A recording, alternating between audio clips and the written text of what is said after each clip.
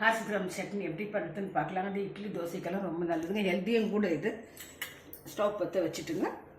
அதுக்கு ஏதாவது இன்க்ரீடியன்ஸ்னு கொள்ளுங்க. கருவேப்பிலை, பூண்டு, ஒரு பீஸ் புளி, ஒரு வெங்காயம், 4 காஞ்ச மிளகாய், 2 மிளகு, கொஞ்சம் சீரகம், தேங்காய், உப்பு, தண்ணி, எண்ணெய் போட்டு கொஞ்சம் இது பண்ணிக்கலாங்க.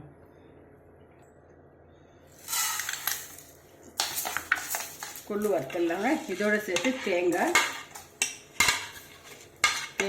கருவேப்பிலை, பூண்டு, புளி, சீரகம், மிளகு, காஞ்ச மிளகாய், வெங்காயம் நல்லா வதந்துருச்சுங்க.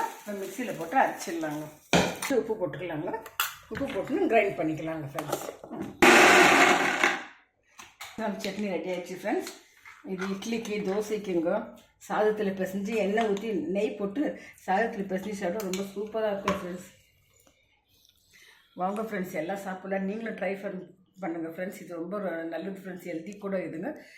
ட்ரை பண்ணுங்கள் ஃப்ரெண்ட்ஸ். தேங்க்யூ ஃபார் வாட்சிங்.